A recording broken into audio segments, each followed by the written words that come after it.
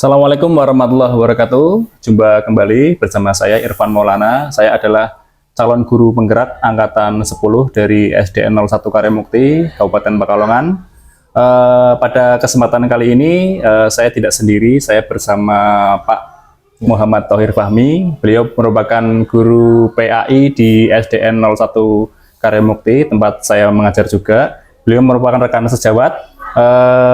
Pada kesempatan kali ini saya dengan Pak Fahmi akan berbincang sedikit ini mengenai kegiatan yang akan kita laksanakan, Pak Fahmi, yaitu kegiatan supervisi di dalam kelas.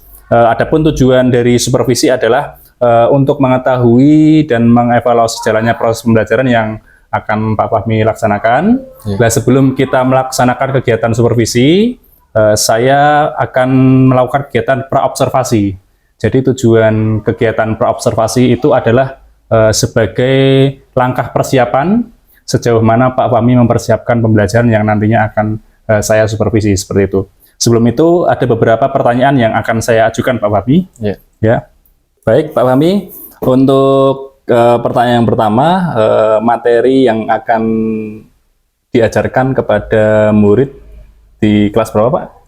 Di kelas 6. Di kelas 6 ya. Materinya apa Pak untuk materi supervisi kali ini? Untuk materinya itu kita nanti akan mengajarkan tentang hadis, tentang keutamaan memberi. Hadis, keutamaan memberi itu masuk di semester 1 ya berarti masuk di semester 1 tahun ini. Kemudian bagaimana Pak Fahmi mempersiapkan pembelajaran keutamaan hadis yang akan disupervisi kali ini? Jadi mempersiapkan, sejauh mana sudah mempersiapkan? Saya mempersiapkan yang pertama perangkat pembelajaran tentang RPP, kalau sekarang modul ajar ya. Modul ajar ya, kurikulum merdeka ya berarti ya? Iya, kurikulum merdeka. Kemudian menyiapkan medianya juga. Medianya biasanya saya menggunakan laptop, kemudian ada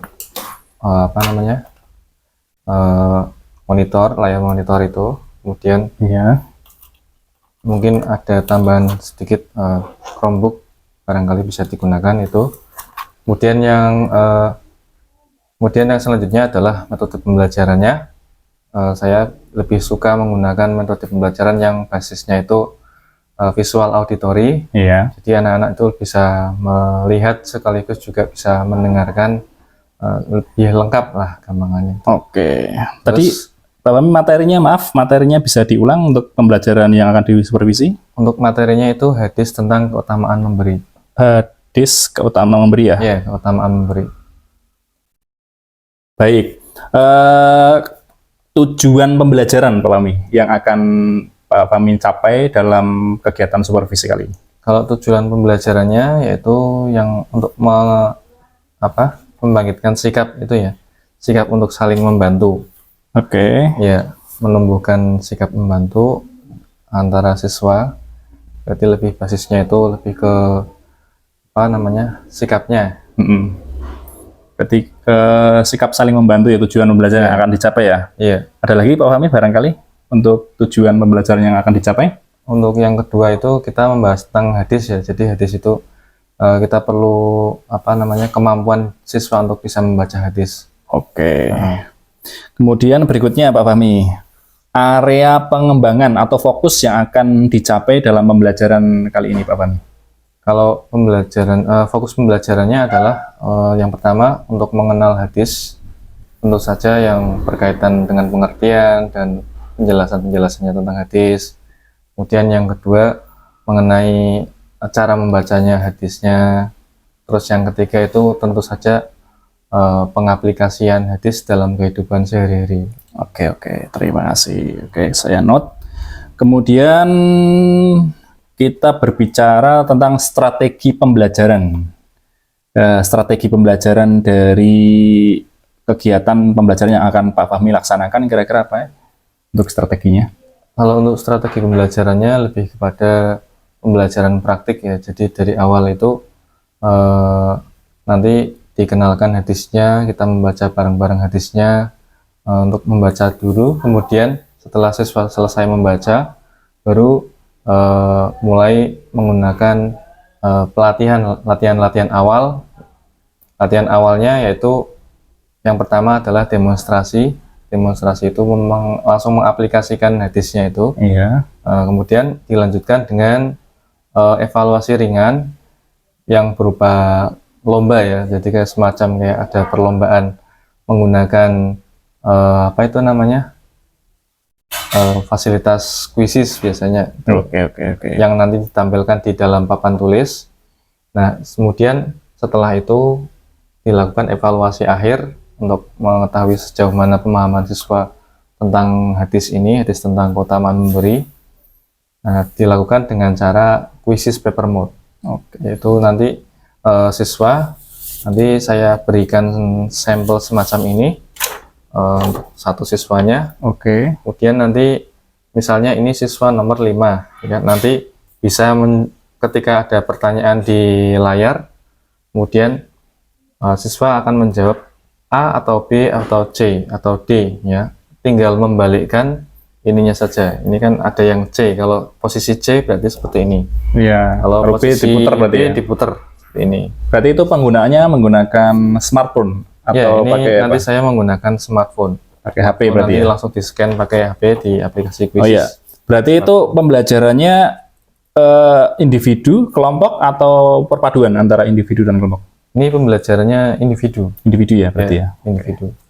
Oke, tadi strategi, kemudian tadi Pak Fahmi di awal juga menyampaikan metode pembelajaran, barangkali bisa ditekankan lagi untuk metode pembelajaran yang akan dilaksanakan, Pak Fahmi? Untuk metode pembelajarannya, kita menggunakan pembelajaran yang praktik, seperti demonstrasi. Demonstrasi kontekstual ya berarti ya? Kontekstual, ya. Iya. Demonstrasi kontekstual. Jadi awalnya itu praktek tentang cara memberi kepada orang lain. Kalau di situ kan dalam keutamaan hadis itu memberi itu ada bermacam-macam bentuknya ya, seperti hadiah, ada yang berupa sedekah, ada yang berupa infak. Nanti kalau yang hadiah seperti apa nanti dipraktekkan langsung seperti itu. Mungkin bisa dipraktekkan ketika sudah selesai lomba kuisis itu kan ada yang juara 1, juara 2, juara 3. Nanti saya menyiapkan hadiahnya. Terus kemudian saya berikan pemahaman kalau ini adalah hadiah karena bentuk pemberian yang merupakan sebagai apresiasi kayak reward gitu ya. Itu namanya hadiah. Kalau misalkan kita hubungan dengan metode seperti problem based learning, kemudian project based learning, termasuk yang mana Pak Fahmi? Problem berdasar masalah, atau nanti modelnya kayak proyek, atau bisa juga kontekstual learning yang seperti apa berarti Pak Fahmi modelnya? Lebih tepatnya ke contextual learning ya. Soalnya kan langsung kita itu langsung praktek secara langsung di situ dengan demonstrasi, kemudian diakhiri dengan perlombaan seperti itu kan, kemudian langsung diberikan hadiah, itu kan langsung praktek. Jadi siswa akan mendapatkan ya membaca juga ya, kemudian secara visual ya, secara auditori juga ya. Oke, gitu ya berarti ya. Berikutnya, ini ngomong-ngomong kelas 6, Pak Fahmi sudah pernah melakukan asesmen awal atau diagnostik apa belum untuk di kelas 6? Untuk di kelas 6 kebetulan saya belum melakukan. Belum ya, karena ini awal pembelajaran ya. Iya. Ini kan kelas 6 kan berarti yang tadinya di kelas 5 ya. Kira-kira Pak Fahmi masih ingat nggak gaya belajar yang dominan di kelas 6 saat ini? Oh ya, kebetulan anak-anak kelas 5, anak-anak kelas 6 sekarang yang dulunya kelas 5 itu mereka semuanya pada suka gadget. Jadi kalau menggunakan gadget, Chromebook atau semacamnya dan lain-lain kayak proyektor LCD gitu, mereka lebih tertarik. Berarti itu maksudnya apa itu? Visual atau auditory berarti? Ya, itu berarti visual auditory. Berarti ya. gabungan bisa ya? Ya, auditory. Oke. Itu tadi terkait gaya belajar. Tadi berarti melakukan Pak Fahmi nanti akan kombinasi ya antara auditory dan visual gitu ya. Yeah. Oke, kemudian kita ke asesmen Pak Fahmi. Asesmen atau penilaian yang nanti akan diterapkan Pak Fahmi selama pembelajaran. Ya. Untuk asesmen ya seperti tadi ya, kita menggunakan quizzes paper mode. Jadi bentuknya itu berarti untuk quizzes berarti kognitif ya? Ya, kognitif. Untuk kognitif, berbasis berarti kognitif. formatif for learning gitu ya, selama proses pembelajaran berarti ya. Kemudian untuk sikapnya kita menggunakan observasi, nanti ada form observasi sendiri, lembar-lembar observasi kita gunakan untuk mengamati lah sikap siswa seperti apa. Oke. Itu kaitan dengan asesmen. Berikutnya, apakah pembelajaran Pak Fahmi yang sudah dilaksanakan, yang nanti akan dilaksanakan, itu sudah menerapkan pembelajaran berdiferensiasi itu yang pertama, dan sudah masuk ke KSE apa belum untuk pembelajarannya? Untuk pembelajaran berdiferensiasi kita sudah, saya sudah mengcover beberapa metode ya, yang tadi kan sudah ada auditori, sudah ada visual, sudah ada kontekstual membaca gitu kan. Berarti kan itu sudah, menurut saya ya sudah konten ya, diversifikasi konten ya. Kemudian ada diferensiasi proses juga sudah masuk berarti ya. Ya, diferensiasi. Kemudian untuk KSE-nya, kompetensi sosial emosionalnya, ada nggak kira-kira ya yang masuk di pembelajaran Pak Fahmi? Sosial emosionalnya ada. Oh ya, baik. Mungkin nanti bisa dimasukkan juga kompetensi sosial emosionalnya pada RPP atau modul ajar yang akan diobservasi atau dilaksanakan. Jadi nanti saya bisa melihat apakah sudah muncul atau belum ya Pak Fahmi ya. Untuk itu kemudian ini kan berbicara tentang tadi pembelajaran berdiferensiasi dan KSE. Ini juga salah satunya adalah menerapkan pembelajaran yang istilahnya bisa meningkatkan minat anak, yaitu salah satunya dengan kegiatan ice breaking. Kira-kira dalam pembelajaran yang akan kita observasi, yang akan saya observasi nanti atau supervisi nanti, apakah sudah dimasukkan untuk ice breakingnya Pak Fahmi? Ya, untuk ice breaking kita masih ada. Terus di sela-sela sebelum evaluasi akhir itu nanti saya masukkan di ice breakingnya sederhana saja. Itu ya, untuk ice breaking berarti sudah ada nanti ya? Ya. Oke, saya note. Kemudian kira-kira ini Pak Fahmi, ada nggak kendala, mungkin kendala-kendala yang Pak Fahmi hadapi selama persiapan, atau barangkali yang mungkin nanti akan Pak Fahmi hadapi selama proses belajar? Ada nggak kira-kira kendalanya? Biasanya kalau kendalanya ini kan berkaitan dengan pembelajaran berbasis teknologi ya. Nah, ini biasanya siswa itu ada yang pertama baterainya kadang mungkin Chromebooknya habis. Itu ya. Yang kedua barangkali ada yang belum tahu tentang password dari Chromebook tersebut. Kan masing-masing Chromebook itu kan ada akun-akun yang berbeda, dari tiap guru itu menggunakan email belajar IT dari guru masing-masing. Itu kan kadang siswa kebingungan untuk melogin dari itu. Oke, itu paling kendalanya berarti itu ya, mengenai teknis ya berarti ya. Ada siswa yang mungkin masuk ke dalam ranah inklusi Pak Fahmi di kelas 6?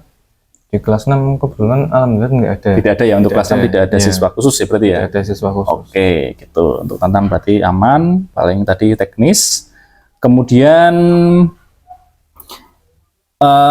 sumber daya atau media tambahan barangkali Pak Fahmi yang Pak Fahmi butuhkan terkait pembelajaran besok, barangkali ada? Tadi kan sudah disampaikan media pembelajarannya seperti menggunakan aplikasi Quizzes, kemudian Chromebook, barangkali ada sumber daya tambahan tidak untuk pembelajaran besok? Kemungkinan tidak ada. Tidak ada ya berarti ya. Baik, tadi disampaikan Pak Fahmi menggunakan Papermood ya. Apakah pada saat penggunaan Papermood itu akan mempermudah pembelajaran, apa hanya pada saat proses asesmen saja Pak Fahmi untuk Papermood itu? Teknisnya seperti apa untuk Papermood? Ya, untuk Papermood itu nanti akan dibagikan dulu semacam ini. Bisa ditunjukkan untuk dibagikan semacam ini. Ini sebenarnya adalah seperti semacam kunci jawaban. Jadi kayak siswa itu nanti akan menjawab dengan menggunakan ini. Nanti kalau misalnya nanti saya akan di-scan, siswa nanti akan saya suruh seperti ini. Untuk ketika misalnya pertanyaan nomor 1, pertanyaan nomor 1 nanti akan ada pilihan gandanya, ada A, B, sama C, D. Kalau siswanya misalnya menjawab A, ternyata kunci jawabannya A, nanti di smartphone itu akan keluar warna hijau. Kalau misalnya siswanya ternyata menjawabnya salah, misalnya jawabannya harusnya A, tapi ternyata jawabnya D misalnya, seperti ini ya, nanti akan keluar warna merah. Seperti itu. Oke, Kemudian berarti keunggulannya kalau misalnya kita pakai paper mode, kita tidak perlu menggunakan sinyal. Ya, kalau misalnya puisi secara langsung menggunakan Chromebook, siswa masing-masing dipegangi satu Chromebook itu punya kelemahannya, itu sinyal. ketergantungan sinyal berarti ya. Ketergantungan sinyal. Semua Chromebook itu kan harus menggunakan sinyal semua. Kalau ini paper mode itu tinggal siswanya pegang ini saja, nanti gurunya yang memerlukan sinyal itu aja. Oke. Berarti untuk paper mode itu hanya digunakan pada saat pengerjaan LKPD atau asesmen saja berarti ya, Ya, untuk LKPD. asesmen ya. Kemudian baik itu untuk tadi paper mode, berarti untuk penegasan untuk pada saat asesmen. Selanjutnya, apakah ada ini Pak Fahmi proses kegiatan diskusi dalam pembelajaran yang nanti akan Pak Fahmi laksanakan? Iya, nanti kemungkinan Apa tetap menggunakan, tadi kan disampaikan berarti pembelajaran individu, apa tetap ada pengelompokan atau memang dari awal pembelajaran menggunakan pembelajaran yang berbasis individu? Iya, nanti dari awalnya itu, kalau memang terakhirnya itu menggunakan pembelajaran berbasis individu, tapi awalnya nanti akan saya bisa dimodifikasi, misalnya seperti ketika membaca, terus bisa saling sharing gitu kan. Iya. Biasanya sesama teman sebangkunya bisa sharing poin-poin pentingnya apa, nanti bisa di sharing dengan temannya. Tapi utamanya berarti tetap pembelajaran individu berarti ya? Ya, utamanya pembelajaran individu. Oke. Kemudian untuk tadi menindaklanjuti tentang asesmen juga, ini salah satunya pembelajaran yang Pak Fahmi lakukan itu ada kegiatan refleksinya atau tidak setelah ini? Yes, setelah kegiatan Chat Sampai jumpa di pertemuan berikutnya. Sudah masuk.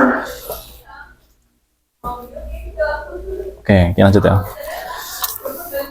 Baik, berikutnya pertanyaan berikutnya nih Pak Fahmi, ini terkait kegiatan refleksi pembelajaran. Apakah pada pembelajaran yang Pak Fahmi yang nanti akan dilakukan itu ada kegiatan refleksi?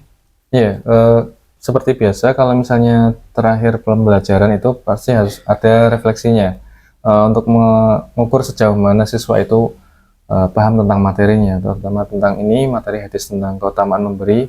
Nanti refleksinya nanti saya akan tunjuk salah satu siswa untuk menyampaikan refleksinya. Mungkin itu tunjukkan secara random saja. Oh gitu, secara random ya, berarti tidak menggunakan kuesioner berarti ya? Tidak menggunakan nanti kuesioner. Refleksinya menggunakan media atau model secara langsung gitu ya, untuk secara langsung, untuk secara beberapa lisan. siswa gitu, secara lisan ya. Oke, untuk refleksi. Tadi untuk ice breaking sudah, refleksi sudah, kemudian asesmen sudah. Ini Pak Fahmi, saya pengen menegaskan lagi untuk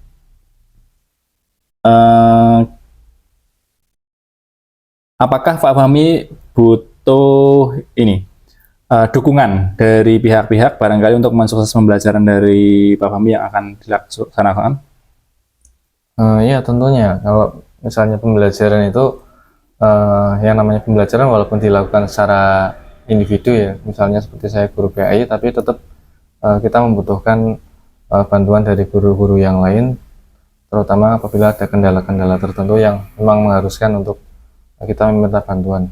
Oke, gitu ya, sip. Baik Pak Fahmi, mungkin itu beberapa pertanyaan yang bisa saya ajukan untuk kaitannya dengan kegiatan pra-observasi pada kesempatan kali ini. Ada beberapa hal yang sudah saya tangkap, ini kaitannya tadi yang sudah disampaikan Pak Fahmi, bahwa pembelajaran nanti yang akan dilaksanakan itu menggunakan contextual learning nanti. Kemudian untuk penilaiannya, penilaian formatif selama proses pembelajaran dan penilaian sikap tadi menggunakan observasi ya, observasi. Kemudian Tadi asesmennya langsung menggunakan LKPD-nya dan menggunakan Peppermood ya, Iya, itu basis juga Peppermood. sudah. Tadi juga pembelajaran sudah masuk ke dalam pembelajaran berdiferensiasi, tadi tentang kontennya, kemudian prosesnya. Untuk modul ajarnya, nanti untuk KSE nanti bisa dimasukkan poin-poinnya, kemudian nanti pada saat pembelajaran bisa saya lihat apakah sudah muncul apa belum, mungkin itu. Iya. Selamat bekerja. Nanti untuk kegiatan supervisinya berarti hari Rabu ya berarti ya. Iya. Hari Rabu dipersiapkan dengan baik, hal-hal yang masih kurang bisa dilengkapi lagi Pak Fahmi. Iya. Nah, nanti kita ketemu lagi pada kegiatan observasi atau supervisi di dalam kelas. Nanti kegiatan itu akan saya amati pembelajaran dari pertama dari pembukaan, kemudian kegiatan inti sampai kegiatan penutup. Itu kemudian kita setelah itu ada kegiatan lagi, setelah kegiatan observasi ada kegiatan pasca observasi, nanti kita juga akan berbincang-bincang lagi gitu. Barangkali itu yang bisa saya sampaikan Pak Fahmi. Terima kasih atas waktunya. Nanti kita ketemu lagi pada saat kegiatan observasi. Terima kasih banyak. Sama-sama. Sip.